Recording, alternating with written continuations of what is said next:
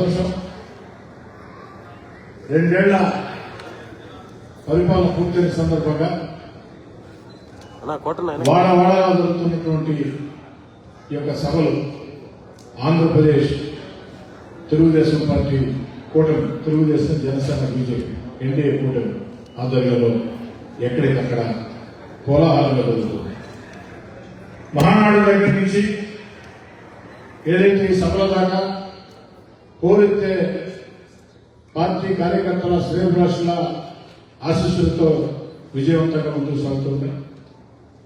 ఇక నెల్లూరు రూరల్ నియోజకవర్గంలో చంద్రబాబు నాయుడు గారు ముఖ్యమంత్రిగా, పవన్ కళ్యాణ్ గారు ఉప ముఖ్యమంత్రిగా, నారా లోకేష్ గారు యువనేతగా ఈ యొక్క నెల్లూరు రూరల్ నియోజకవర్గంలో జరిగిన అభివృద్ధి పనులు అటు మంత్రుల, ఎంపీల, ఎమ్మెల్సీల సహకారం, వీరితో పాటు జరిగిన అభివృద్ధి పనులు అన్ని కూడా చెప్పారు.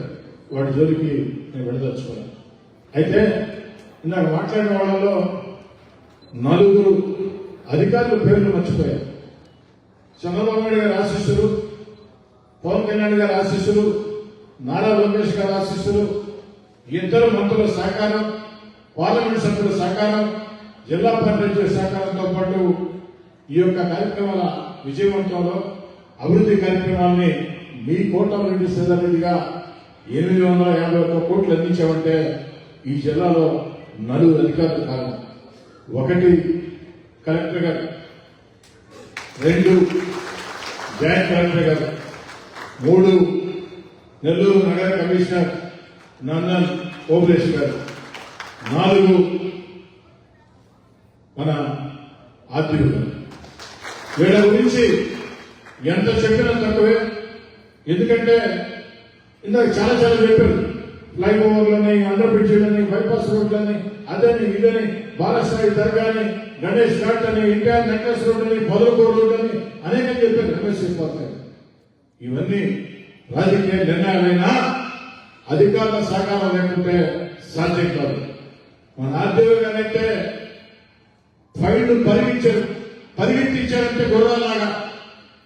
రైల్వే అండర్ బ్రిడ్జి విషయంలో ఒక చిన్న సమస్య వస్తే మధ్యాహ్నం 2 గంటలకి విజయవాడ నుంచి ఫోన్ చేసి ఈ విధంగా లెటర్ పంపిస్తున్నాం, తిరిగి మా రిప్లై కావాలని, కనీసం 15 రోజుల్లో కావాలని చెప్పి అడిగితే మధ్యాహ్నం 2 గంటలకు చెప్తే సాయంత్రం 6 గంటలకి ఫైల్ కిందకి పైకి 2 సార్లు తిరిగి ఇప్పుడంతా ఈ ఫైల్ కాబట్టి రైల్వేలో పోతే ఆ రైల్వే ఉన్నతాధికారి నాకు ఫోన్ చేసి చెప్పిన మాట నిజంగా నాకు సంతోషంగా కలిగి వచ్చింది. ఏంటి సార్ ఇది, సినిమానా నిజమా నాకు అర్థం కావట్లేదు. ఈ ఫైల్ మా దగ్గరికి మళ్ళీ రావాలంటే, క్లియర్ కావాలంటే 15 రోజులు సమయం కావాలా? 4 గంటల పాటు. ఆ రోజు తమాషా కలెక్టర్ గారు ఊర్లో కూడా లేదు, అమరావతిలో కలెక్టర్ కాన్ఫరెన్స్ లో ఉన్నారు. కలెక్టర్ కాన్ఫరెన్స్ పూర్తయిన తర్వాత కలెక్టర్ గారు ఆదిక్కిన తర్వాత ఈ ఫైల్ స్టార్ట్ చేస్తే వారు నిన్నుకు వచ్చేటప్పటికి కిందకి పైకి 2 సార్లు తిరిగి ఫైల్ అప్పుడు 6 గంటలు అని చెప్పాను. ఇది నాకు అర్థం కాదండి, మేము ఆరాటపడవచ్చు. మా అధిక ఆ విషయంలో అయితే పూర్తి క్రెడిట్ కలెక్టర్ గారికి, ఆర్టీఓ గారికి. స్వయంగా అధికారులు చాలా సమస్యలు చెప్తూ ఉంటాం. మనం చెప్తూ ఉంటే చూస్తాను చేస్తాను ఉంటారు.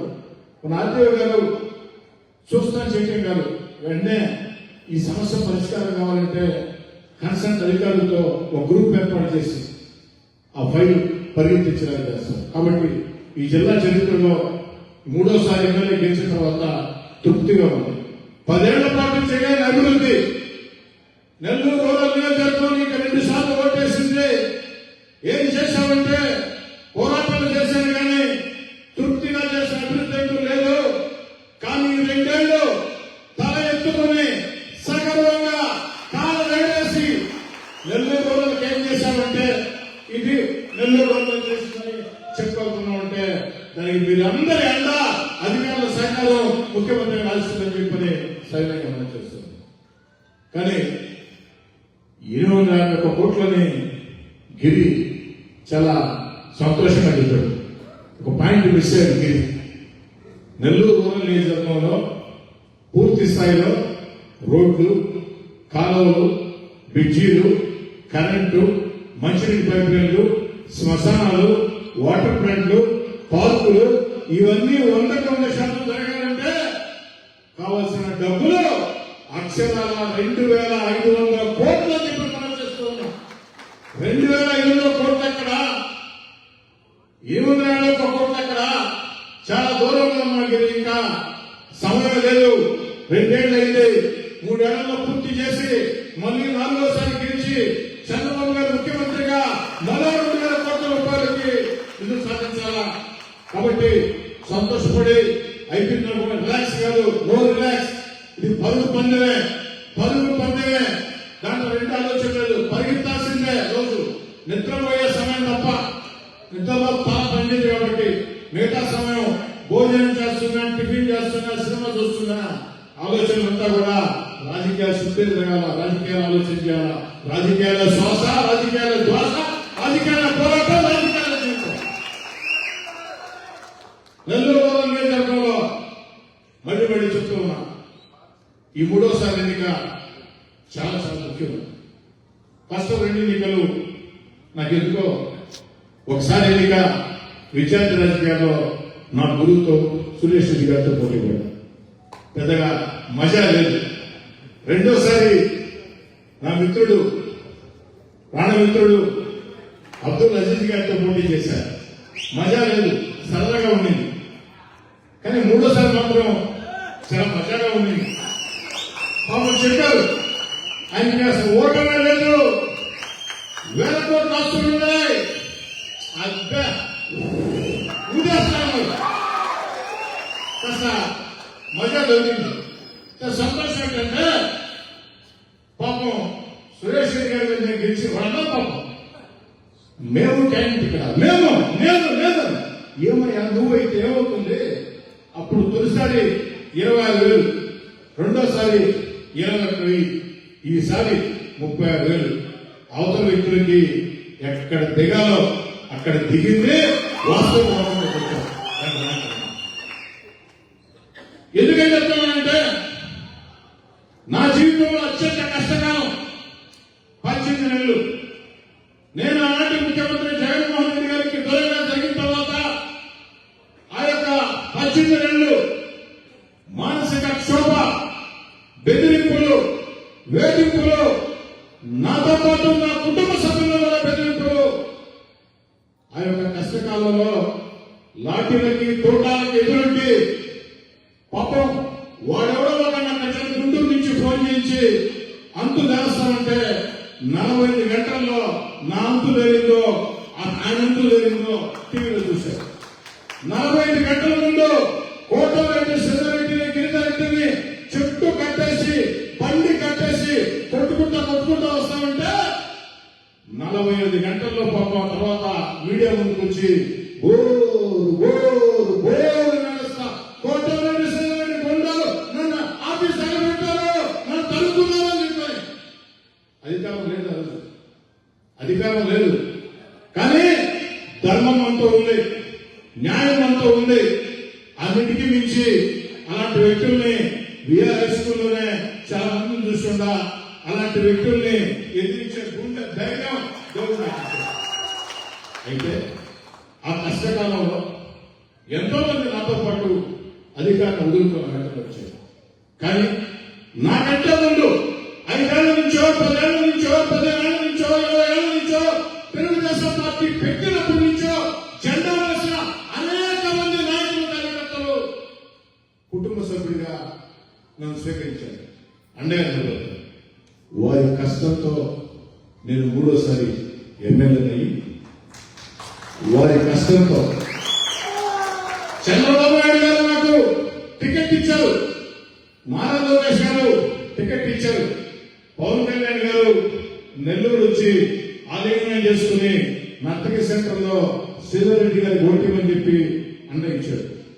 తెలుగుదేశం పార్టీ, బీజేపీ నాయకులు అండగా నిలబడ్డారు. తెలుగుదేశం, బీజేపీ నాయకులు, జనసేన అందరూ అండగా నిలిచారు.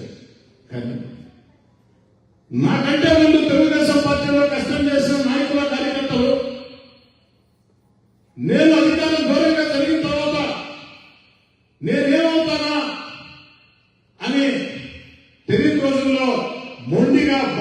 నమ్మి నా వెంట వచ్చే నాయకులు కార్యకర్తలు ఎన్నికల ముందు ప్రలోభాలు నమ్మకుండా వేల కోట్ల కోటీశ్వరులు అక్కడ ఉంటే రూరల్ నియోజకవర్గంలో అనేక మంది దొర ఏందిరా దొర పీకుడు ఏందిరా అంటూ కథం దొక్కుతూ పదం పడుతూ వేల కోట్ల కోటీశ్వరులకు వ్యతిరేకంగా అండగా నుంచి తెలుగుదేశం పార్టీ కూడా జెండా పట్టారు.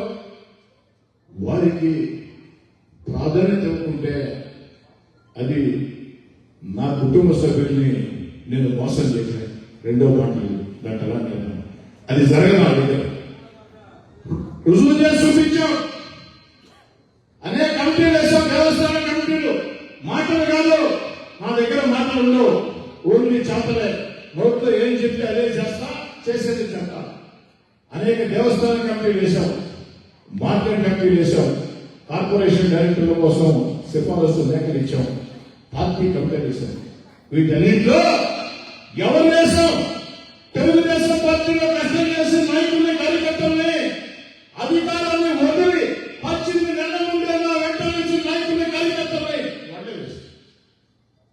మరి 2 ఏళ్ళు స్థానిక ఎన్నికలు వస్తూ ఈ స్థానిక ఎన్నికల్లో 100% మనం గెలవం. సర్పంచ్ అయినా, ఎంపీటీసీ అయినా, జడ్పీటీసీ అయినా, కార్పొరేటర్ అయినా కూటమి ఖచ్చితంగా గెలవాలి, గెలిచితే దాంట్లో. అయితే రాజకీయాల్లో చంద్రబాబు నాయుడు గారు మన అధినేత, వారు పార్టీ పరంగా మాకు కొన్ని సూచనలు ఇచ్చారు. ఆ సూచనలో భాగంగా ఎన్నికల తర్వాత కూడా నెల్లూరు రూరల్ నియోజకవర్గంలో అనేక మంది నాయకుల్ని, కార్యకర్తల్ని తెలుగుదేశం పార్టీలో చేర్చుకుంది. మరి వాళ్ళందరినీ ప్రోత్సహించాల్సిన బాధ్యత కూడా సమర్థుల వ్యక్తుల్ని ఉంది. కాబట్టి అనేక రకాల వ్యక్తులతో ఒకటి మాత్రం వాస్తవం, ఎవరైనా జనం మధ్యలో ఉండి పార్టీ కోసం అంకితభావంతో పనిచేస్తాం అన్న వ్యక్తులకి నెల్లూరు రూరల్లో చోటు ఉంటుంది.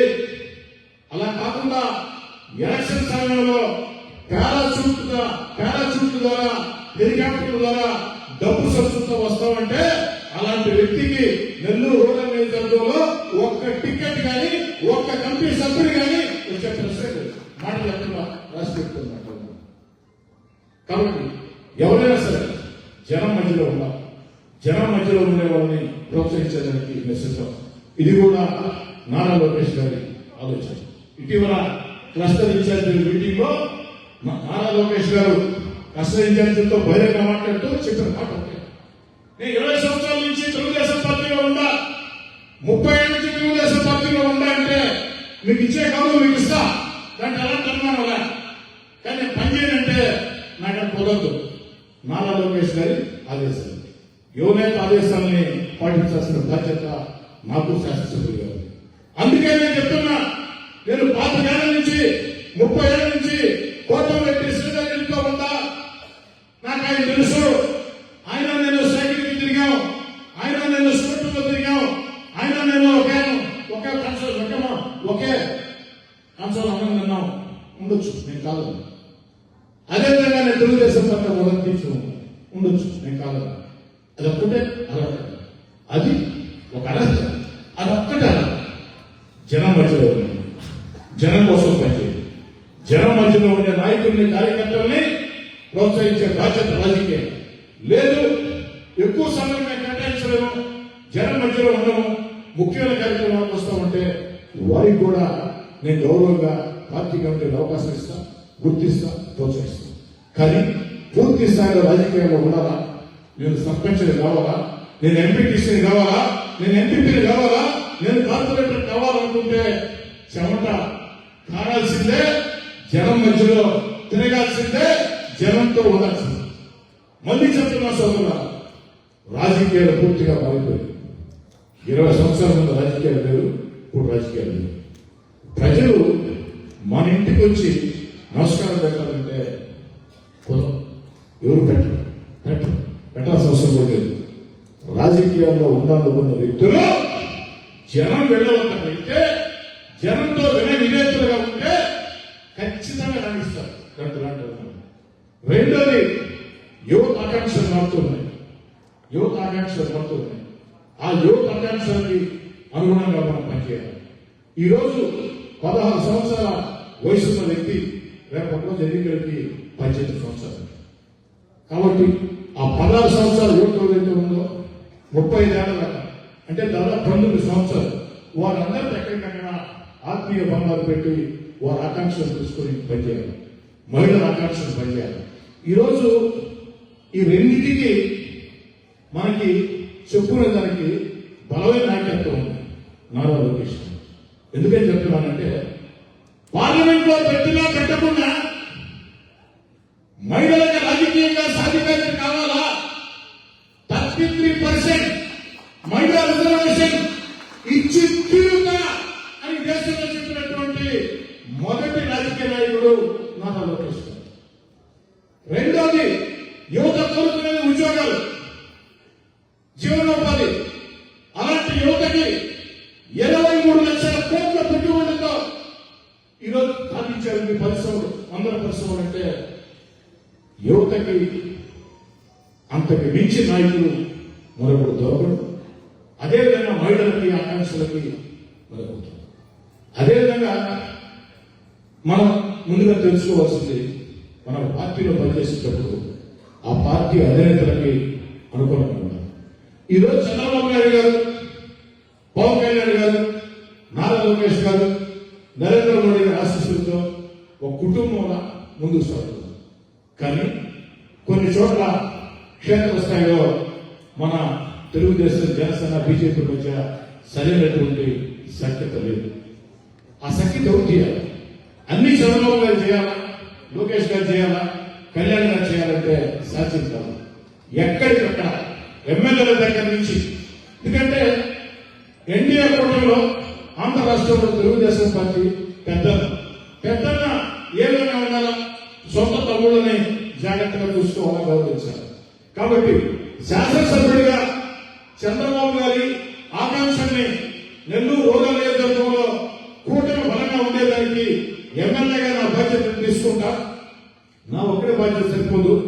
ప్రతి Telugu Desam party cluster incharge, co cluster incharge, division అధ్యక్షుడు, కార్పొరేటర్, అనుభవ సంఘాల అధ్యక్షులు, ముఖ్య నాయకులు, బూత్ ఇన్ఛార్జీలు, యూనిట్ ఇన్ఛార్జీలు అందరూ కూడా ఆ బాధ్యత తీసుకుంటే సాధ్యం. ఎక్కడికెక్కడ తెలుగుదేశం పార్టీ నాయకులు, కార్యకర్తలు పెద్దలు కాబట్టి జనసేన, బీజేపీ నాయకులు దగ్గరికి ఇవ్వండి. జనసేన, బీజేపీ నేతలు కూడా వినయపూర్వకంగా అభ్యర్థిస్తూ ఉన్నా. ఏమంటే తెలుగుదేశం పార్టీ నాయకుల్ని, కార్యకర్తల్ని పెద్దన్నలుగా మీరు గౌరవించండి. తమ్ముడుగా తెలుగుదేశం పార్టీ నాయకులు మిమ్మల్ని గౌరవిస్తారు. మనం అందరం కలిసి ఒక తాటి మీద ఉంటే ఎప్పటికీ తెలుగుదేశం పార్టీ కూటమిదే మళ్ళీ అధికారం తప్ప దాంట్లో. కాబట్టి ఆ దిశగా సాగాల చిత్రం. రెండోది, మహానాడు వేదిక మీద బహిరంగంగా నాకు మాట చెప్పారు. సార్, కార్యకర్తల రుణం తెచ్చుకునే అవకాశం వచ్చింది. స్థానిక ఎన్నికల్లో మీకు ఇష్టం వచ్చిన వ్యక్తుల్ని, పార్టీ కోసం పనిచేసే వ్యక్తుల్ని, ప్రజల్లో పట్టు ఉన్న వ్యక్తుల్ని, ప్రజల్లో ఆమోదం వ్యక్తుల్ని మీరే గుర్తించి మీరే అభ్యర్థులు పెట్టండి. గెలిపించే బాధ్యత మేమందరం కలిసి తీసుకుంటామని చెప్పారు. ఆ మాటకి ఇప్పటికి కట్టుబడి ఉన్నా. తెలుగుదేశం పార్టీ అధిష్టానాన్ని కోరుతూ ఉన్నా, జనసేన, బీజేపీ అధిష్టానాన్ని కోరుతూ ఉన్నా. మీరందరూ ప్రజల్లో ఆమోదం ఉన్నా, ప్రజల్లో పట్టు ఉన్నా, పార్టీకి విధేయంగా ఉన్నా ఇలాంటి వ్యక్తుల్ని ఎన్నికల రాజకీయాలంటే ఇదే కాకుండా మరో విషయం కూడా అవసరం. మీకు తెలిసిన ప్రత్యేకంగా చెప్పండి. అవన్నీ అవకాశం అభ్యర్థుల్ని పెట్టండి. గెలిపించుకోవచ్చే బాధ్యత మేము తీసుకుంటామని చెప్పండి. ఇక నెల్లూరు రూరల్ నియోజకవర్గం మీకు అందరికీ కోరుకునేది, ఎక్కడ విమర్శలు, వివాదాలు వద్దు. వివాదాలతో సాధించేది లేదు. మన లక్ష్యం ఉంటే సానుకూల గౌరవంతో పోదాం, పాజిటివ్ మైండ్ సెట్ తో పోదాం. మనకి ఎందుకు ఈ చేశాం అని చెప్పుకునే సత్తా మాట్లాడదు. మా నాయకుడు చంద్రబాబు నాయుడు గారు, పవన్ కళ్యాణ్ గారు, నారా లోకేష్ గారు, నరేంద్ర మోడీ గారి ఆశీస్సులతో సంక్షేమం, అభివృద్ధి, రాష్ట్ర రాజధాని పోలవరం పెట్టుబడులు రాష్ట్రాన్ని బరువులు పెట్టిస్తూ ఉంటే వారి దీవెనలతో నెల్లూరు రూరల్ నియోజకవర్గంలో 851 కోట్లతో పనులు చేస్తున్నాం, పెండలు కాబట్టి ప్రజల్లోకి వెళ్ళి ప్రజల్ని మెప్పించే విధంగా, ప్రజలు మెప్పించే విధంగా మళ్ళీ మళ్ళీ చెప్తున్నా, ప్రజలకి ఎవరు అనుకువగా ఉంటారో, ప్రజలతో ఎవరు విధేయంగా ఉంటారో, ప్రజలతో ఎవరు చక్కటి మాటలు మాట్లాడతారో, ప్రజలతో ఎవరు అందుబాటులో ఉంటారో వారి నాయకులు, ప్రజలు వాళ్ళనే ఆదరిస్తారు. ఆ పరంగా ముందుకు సాగాలని చెప్పి మిమ్మల్ని కోరుకుంటూ ఉన్నా. చెట్ట చివరగా నా మాటలు ముగించే ముందు, ప్రస్తుతం పాదయాత్రలో నారా లోకేష్ గారు ఇచ్చిన హామీలు దాదాపు పూర్తయి నాకు అన్ని గిరి కూడా చెప్పాడు, నేను చెప్పదలుచుకోను, అన్ని పూర్తయి. కానీ ఒక ముఖ్యమైనటువంటి లక్ష్యం ఉంది. ఏమిటంటే ఆవంచర్ల సెజ్ లో 500 ఎకరాలు సాంకేతిక ఇబ్బందులు అధిగమించగలిగితే 1000 కోట్ల గ్లాస్ ఫ్యాక్టరీ అక్కడ రాబోతుంది. అది వస్తే 1000 మంది ఉద్యోగాలు వస్తాయి. అప్పుడు ఇంకా మనం సగర్వంగా తల ఎత్తుకుని నెల్లూరు రూరల్ నియోజకవర్గానికి ఇన్ని 1000 కోట్ల ప్రత్యేక చెప్పవచ్చు. నారా లోకేష్ గారు దీని మీద ప్రత్యేక చొరవ తీసుకున్నారు. కలెక్టర్ గారు కూడా ప్రత్యేక చొరవ తీసుకున్నారు. వేగంగా ఫైల్ ప్రభుత్వం అన్ని సానుకూలంగా జరిగితే మరో 15 రోజుల్లో అది కూడా అధికారికంగా ఉత్తర్వులు వచ్చే అవకాశం ఉంది. ప్రతిరోజు కూడా నాకు దేవుడు అంటే ఒక నమ్మకం. ప్రతిరోజు కూడా దేవుడి దండం పెట్టుకుంటూ ఉన్నా. ఖచ్చితంగా ఈ 15 రోజుల్లో ముఖ్యమంత్రి చంద్రబాబు గారి ఆశీస్సులతో అది జరిగి తీరాలి. అది జరిగితే మనం మరింత తల ఎత్తుకుని ఏదైనా చెప్పొచ్చని చెప్పి కూడా కోరుకుంటూ, ఇక ఇటీవల కాలంలో నేను గిరి పదే చెప్తూ ఉంటాను, రాజకీయాల్లో ఎవరు ప్రొఫెసర్లు కాదు, ఎవరు ప్రిన్సిపల్ కాదు, అందరూ విద్యార్థులు. మనం విద్యార్థులు అనుకుంటే కరెక్ట్గా అవుతుంది. అట్లా కాదు నేను ప్రొఫెసర్ అనుకుంటే ఆరోగ్య పతనం స్టార్ట్ అవుతుంది. ఇటీవల ఒక 4 రోజుల ముందు నాకున్నటువంటి ప్రత్యేకమైన సోర్సుల ద్వారా నియోజకవర్గం మొత్తం మీద ఎవరైతే తెలుగుదేశం పార్టీ జెండా ఎన్నికల ముందే వచ్చి పనిచేసి, నాతో పాటు వచ్చి పనిచేసి క్షేత్రస్థాయిలో కాస్త దూరంగా ఎవరున్నారో గుర్తించినప్పుడు దాదాపు 72 పేర్లు నా దృష్టికి రావడం జరిగింది. ఆ 72 మందితో ఇప్పటికే 11 మందిని పిలిచి మాట్లాడటం జరిగింది. మిగతా కూడా త్వరలో విడతల వారీగా మాట్లాడుతూ, నేను మీకు అందరికీ చెప్పేది రాజకీయాల్లో అలిగితే సమస్యలు పరిష్కారం. ఉదయం 7 నుంచి రాత్రి 9 దాకా నేను అందుబాటులో ఉన్నాను. ఎప్పుడు మీరు ఫోన్ చేసినా స్పందిస్తాను. సమస్య ఏదైనా చెప్పండి. ఏదో హడావుడిలో ఎక్కడైనా పెళ్లిలోనో టాలెంట్లోనో కనపడినప్పుడు సరిగ్గా పలకరించలేదని చెప్పని చిన్న కారణాలతో దయచేసి అలగబడండి. ఏదైనా అడగడం చెప్పడం అంటే అనుమానం. ఖచ్చితంగా ఎన్నికల రాజకీయాల్లో ఆసక్తి ఉంది, ప్రజల్లో మద్దతు ప్రోత్సహిస్తాం. పార్టీ పరంగా పదవులు తీసుకొని మేము పనిచేస్తామని ప్రోత్సహిస్తాం. ఇదేంటి కాదు, మీతో తిరగటం మాకు ఇంట్రెస్ట్ ఉందంటే నాకు తిక్కు ఉందని కూడా నాకే అభ్యంతరం. నాకు అందరూ ఒకటే, ఏ ఒక్కరు తేడా ఏముండదు. ఎవరైతే పనిచేస్తారో, ఎవరు అందుబాటులో ఉంటారో వారే ఖచ్చితంగా నాకు ఆపుతారు. దాంట్లో ఎలాంటి అనుభవం లేదు. ఆ దిశగా ముందుకు సాగాలని చెప్పని కోరుకుంటూ, మరోసారి ఈనాటి కార్యక్రమానికి విశిష్ట అతిథిగా చేసినటువంటి అబ్దుల్ అజీజ్ గారికి, జిల్లా పార్టీ ప్రధాన కార్యదర్శి మన చేజల్ వెంకటేశ్వర రెడ్డి గారికి, జనసేన నాయకులు ప్రవీణ్ కుమార్ రెడ్డి గారికి, సుజయ్ బాబు గారికి, నూనె మల్లికార్జున గారికి, బీజేపీ నాయకులు ఈశ్వరయ్య గారికి, తెలుగుదేశం పార్టీ నాయకులు జని రోణయ్య గారికి, స్థానిక క్లస్టర్ ఇన్ఛార్జ్ గంగాధర్ గారికి, అదేవిధంగా ఈ యొక్క డివిజన్ కార్పొరేటర్ శ్రీనివాసరెడ్డి గారికి, ఈ డివిజన్ తెలుగుదేశం పార్టీ అధ్యక్షులు మధు గారికి, ఈ division co cluster incharge Raghavendra గారికి, అందరూ కూడా ఈ డివిజన్ లో ఉండే నాయకులందరూ కూడా పేరు పేరున ప్రత్యేక ధన్యవాదాలు చేస్తూ మీ అందరూ ఒక సాధారణంగా సవినయంగా సెలవు తీసుకుంటాం.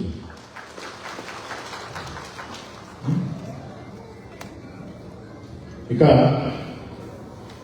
ఇన్ని మనం చెప్తున్నాం, ఇలా అందరూ చెప్పారు. సర్వే చేస్తే 2, 3, 1 ఓకే, నేను కావాలి. లోపాలు కూడా చెప్పుకోవాలి కదా. సర్లో మన స్థానం ఎందుకు తెలుసమ్మా? స్టేట్ లో మన స్థానం సర్లో ఫస్ట్ కూడా ఎక్కడి నుంచి ఫస్ట్, కింద నుంచి ఫస్ట్, పై నుంచి కాదు. సర్ మ్యాపింగ్ లో కూడా మనం ఫస్టే. అంటే పై నుంచి మాత్రం కాదు, కింద నుంచి ఫస్ట్. ఇది నిజంగా అవమానకరం మనకి.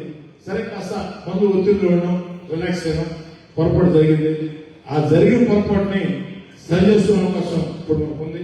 వచ్చే నెల 14వ తారీఖు దాకా. కాబట్టి సరలో పూర్తి స్థాయిలో పాల్గొండి. ఇది చాలా చాలా ముఖ్యం. మన ఓటు ఎక్కడ డిలీట్ కావాలి. ఈరోజు మ్యాపింగ్ ప్రకారం మనం వదిలేస్తే నెల్లూరు రూరల్ ఏరియాకి వచ్చే ఓట్లు ఎన్నో తెలుసా? 1,40,000. మనకు ఉండే ఎన్నో తెలుసా? 2,50,000. మ్యాపింగ్ ప్రకారం మనం పట్టించుకోకుండా వదిలేస్తే సగానికి సగం ఓట్లు నెల్లూరు రూరల్లో పూర్తికాదు అంతే. కాబట్టి అవకాశం ఉంది కాబట్టి వచ్చిన 14 దాకా ప్రతి ఒక్కరు కష్టపడండి. నేను కూడా బూత్ బాధ్యత తీసుకుంటా. జనసేన బీజేపీ నాయకులు కూడా సమన్వయం చేసుకుని చాలా చాలా ముఖ్యమైనది మన ఓటు పోకుండా చూసుకోవాల్సిన అవసరం ఉంది. మరీ ముఖ్యంగా యువత ఓట్లు చేర్చాల్సిన అవసరం ఉంది. దాన్ని ప్రత్యేకంగా దృష్టి పెట్టాలని చెప్పని కోరుకుంటూ నేను మళ్ళీ ఒక ప్రత్యేకంగా ప్రయత్నం చేస్తున్నాం. ఎవరైతే సరలో క్షేత్ర స్థాయిలో సరలో బూత్ లెవెల్లో అద్భుతంగా పనిచేస్తారో, ఎవరైతే డివిజన్ స్థాయిలో పనిచేస్తారో ఆ యొక్క బూత్ ఏజెంట్కి కానీ డివిజన్ అధ్యక్షుడికి కానీ ఆ ప్రాంతంలో ఉండే క్లస్టర్ ఇన్ఛార్జికి కానీ ఖచ్చితంగా నామినేటెడ్ పదవులు లేదా కార్పొరేట్ టికెట్లు 100% వాళ్ళకి ఇచ్చి తీరుతాం. దీన్ని ప్రతి ఒక్కరు కూడా ఒక ఆరోగ్యవంతమైన పోటీగా ఒక సవాల్గా తీసుకొని నా బూతే రావాలా, నా వార్తే రావాలా, నా వార్తే రావాలా, నా కష్టం రావాలా అన్న కసితో పనిచేయాలని కోరుకుంటూ మీ అందరి వద్ద సాధారణంగా సవినయంగా సెలవు తీసుకుంటాం.